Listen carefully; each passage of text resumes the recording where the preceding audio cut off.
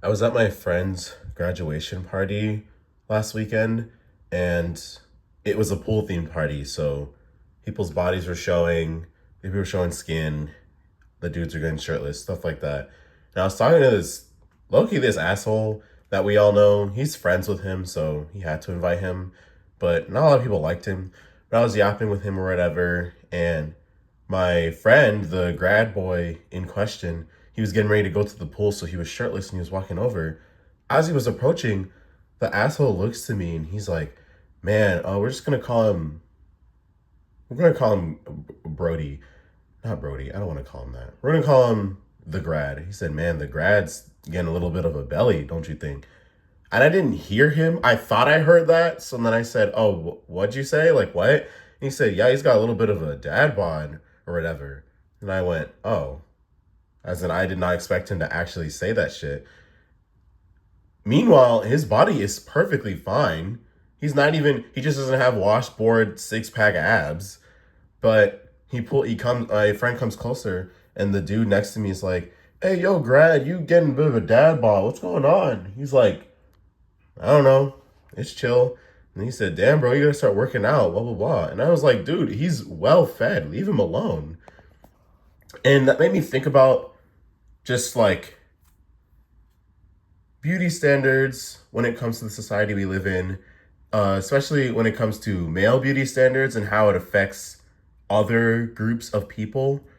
And I just we're it's summer, summer's approaching, and everyone's like, "Oh, you gotta get the summer bod ready or the summer ready bod, this and that." And I understand wanting to look a certain way. Everyone's entitled to what they want to look like in terms of like physical fitness, in terms of them, oh, I want to get in this swimsuit. Oh, wow, there's a cat. One of the neighborhood cats is walking around. Oh, I want to get into this swimsuit by July. Or, oh, I want to be able to look like this when I get to the beach. That's fine. You can do that if you want. I just hate that it's the standard that if you have your shirt off or if you're exposing skin, you're supposed to be quote unquote peak physical fitness in terms of what the media sells us. I'm saying this in terms of what the media sells us because peak physical fitness does not look like what you think it is. You think you're looking at some Greek statue of some random white guy from the past, and they're like shredded, they're naked, so you could see all their muscles, blah, blah, blah, blah. But mind you, they didn't even actually look like that. Most of the statues of people like that, they don't look like that. They didn't look like that in their lifetime at all. Or if they ever did, it was only for a very, very brief time, and it still wasn't as exaggerated with pronounced muscles and rippling as you think it is. I forgot what his name was, but there's this guy who he has like the typical dad bod, like, little bit of a belly, sort of flabby arms. His legs aren't as well defined. He's also balding a little bit or whatever. I don't really care. Dude is technically the most physically fit person on the planet, or at least in the top 1% of physically fit people on the planet. He can run a 5K like it's nothing. He swims 10Ks all the time, which, if y'all know anybody that swims 10Ks or is attempting to swim a 10K, it is no fucking joke. And most of the time, when you see people who swim long distance, they don't look like how you think they look. They aren't ripped. They don't have six pack abs. They just have a technique and it works. And also, it's almost ageless. Swimming is ageless because of the fact that it relies so much on technique versus, oh, am I ripped enough or are my muscles strong enough? It's like, no, is my technique good enough and can my muscles keep up with that? That's what it is. He also bikes a lot. He does Ironmans, triathlons, all that jazz. He's considered the most physically fit person ever, but if you see him in the street, you won't think twice about what he does. You won't think that he's definitely a super athlete or an ultra athlete. You won't think that. And you won't think that because of what capitalism and racism have done. Yep, it goes back to that. It goes back to that. It goes back to capitalism and racism working together to work on colonialism. You see, Western colonization, as we all should know by now, but if you don't, Western colonization drastically changed a lot about the world as we know it. we're currently in a dystopia because of Western colonization. The world is not what it should be, or at least it could be leagues better, but because of the fact that white men decided to take over every area of the world with their ideals, with their money, with their language, with their beauty standards. We're living in a world where if you look a certain way, immediately people see you as lower than or lesser class. Or if you have darker skin, people are definitely going to treat you differently. If you're black, you are hated everywhere, unfortunately. Like as a black man, I know this better than most of my friends, which most of my friends are not black. They can understand to a certain degree, but because of how racism works very strongly with capitalism, there's just no way I'm ever in a room where people don't think a certain thing about me before they get to know me. It's impossible. Even when they get to know me, they still won't believe who I am, right? This goes with beauty standards. Male beauty standards were there are many cultures where the men men with chubbier bellies or men that look bigger are seen as very rich, very plentiful, and seen as providing for whoever they are talking to or whoever they are working with. I'm Nigerian, and in my culture, if you are big, you are seen as healthy. It doesn't matter if you have bulging muscles that are rippling through your shirt with a six pack abs, or if you have the daddiest of dad bods with your belly coming out and you're just wide. If you are big, that's like, yeah, you can provide. And most of the time, the men didn't look like supermodels or Greek statues. That's how I grew up. Because I ran track and I was trying to watch what I was eating because I was doing long distance. And with long distance, yeah, it fucking sucks if you aren't getting your aerobics in check. And part of me is like, okay, let me cut down a little bit of what I'm eating because I'm a big kid. My parents lost it.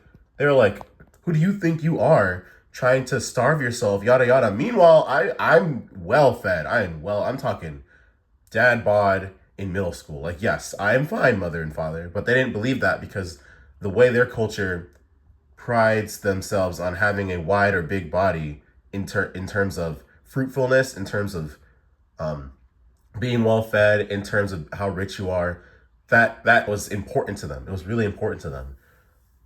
So I struggled a lot with that, trying to work with them with like my Western mind being like, yeah, I'm trying not to eat so I can do this, and their Nigerian minds being like, no, you're fine the way you are.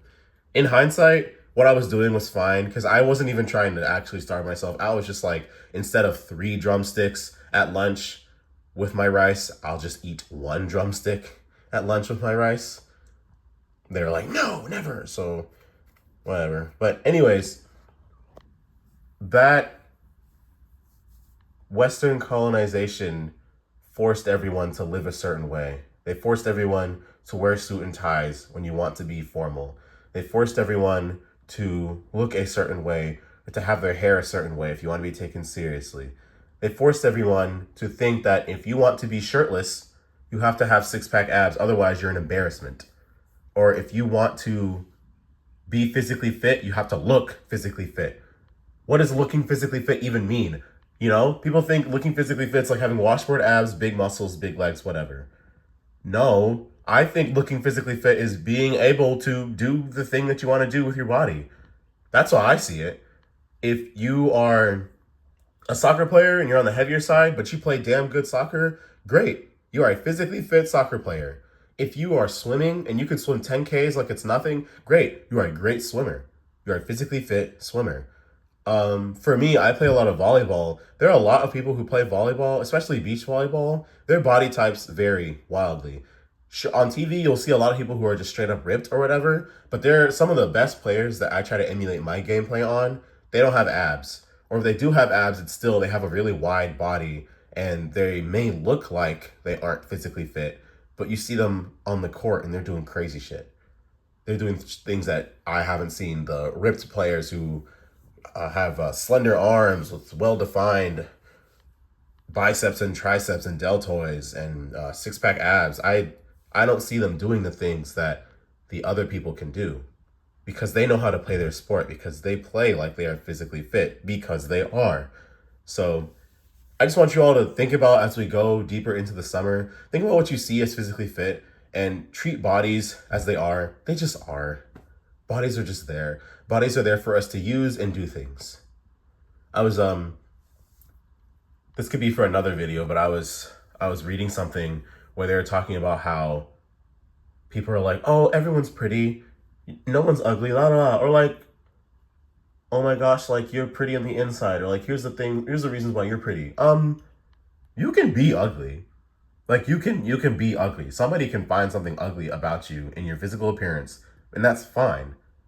So what? We don't have to always try and like weed out and figure out what makes somebody pretty because they don't feel pretty by conventional standards.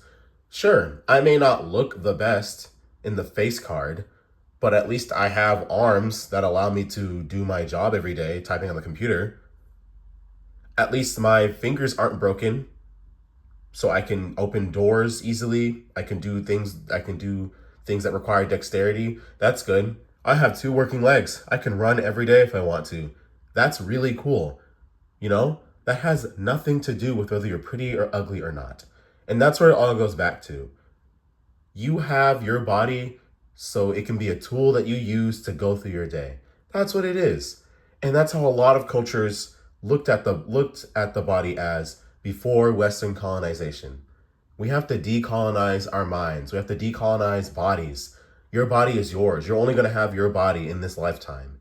You cannot sit here obsessing over other people's bodies, policing them, telling them that they need to work out and that they have a dad bod and that's bad and that they're growing a bit of a gut, so they're letting go.